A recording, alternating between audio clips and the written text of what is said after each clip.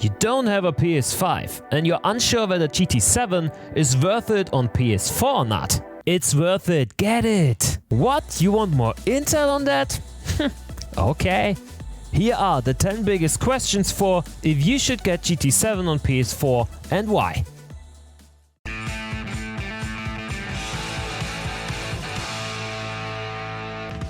Welcome back to Overtake.gg, my name is Champion Joe, and if you're like me and you don't have the bucks to get an overpriced PS5 just yet, Gran Turismo is most likely only available to you on PS4 right now. If that's not the case, swing by our full review here in the top right, otherwise let's discuss it. Because I thought to myself, let's bring some light into the dark here. Should you get the PS4 version of Gran Turismo? Is it really worth it? To answer this, I collected the 10 most urgent questions from you guys and I played the game. So I think we can make a decision here. And we immediately start with one of the most urgent questions. Is there any content missing in the PS4 version of GT7? Straight away, all fans can breathe a sigh of relief. There is no content cut for the last gen port.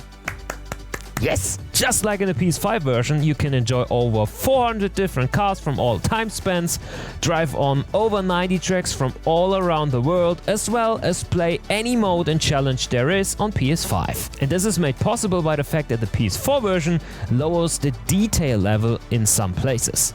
Oh no, is it going to look bad? Let's check that out next. Of course, there had to be some downgrades made in order to get the game running smoothly on the now 9-year-old console. Regarding performance, we'll talk again in just a second, but for now, here are some head-to-head comparisons so you can see for yourself how the downgrade turned out.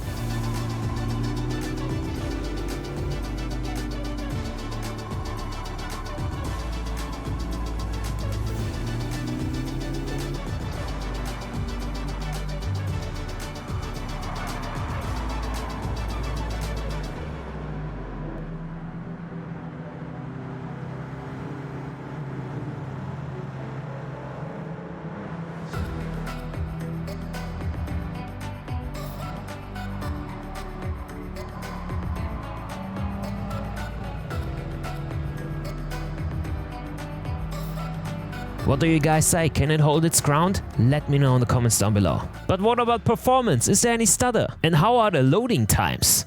Gran Turismo 7 runs buttery smooth on PS4.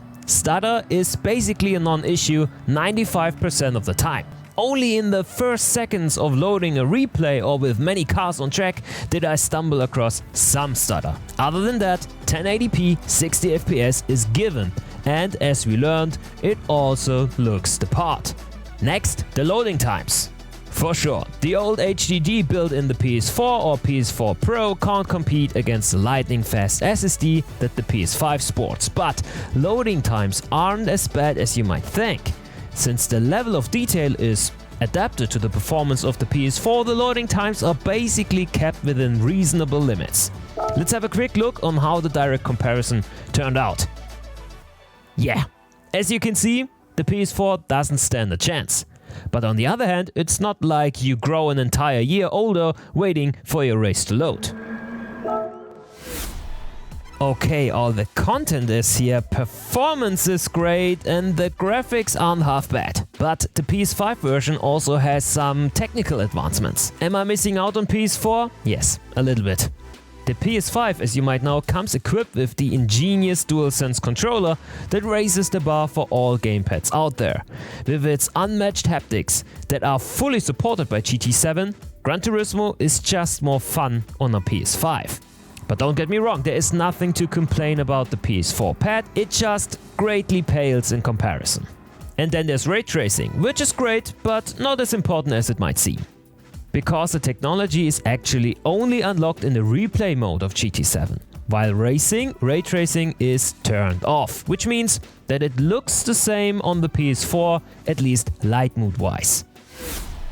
Okay, sounds epic so far, but what about the future? Maybe I will get my hands on a PS5 one day. Will I have to buy the game again? And maybe even more important, will I have to start my Gran Turismo journey all over again? When it comes to upgrading your PS4 version to a PS5 one, the full price is not demanded again by Sony. But you won't get the upgrade for free either. They charge a $10 upgrading fee to migrate your game to your new console. If you don't want to pay for that, you can also continue to play your PS4 version on the PS5, or if you do get it, you can migrate your save files effortlessly. So, no starting anew for you, my friend. One more question left to answer. Will I be able to play against my friends who got lucky and bought the last PS5 off the shelf? I saw that. Also, yes, crossplay is enabled between the two systems. Although the longer loading times might give you a disadvantage when hopping into an ongoing quali session, for example. Okay, I know you guys kept count, there were only 9 questions answered yet and I promised 10. So here's the last one. Is it worth it to get Gran Turismo 7 on PS4? And again, yes it is. If you just can't wait to finally get going with Gran Turismo 7, the PS4 version offers everything you could hope for. It has all the content. It looks and sounds great, the gameplay is fun, and with the slim upgrading fee, double paying won't be a problem down the line. And if that doesn't convince you just yet, you should check out our full review of Gran Turismo 7, which you can find now on the top right. But that's it from me today. Thank you so much for tuning in, see you next time around. Cheers!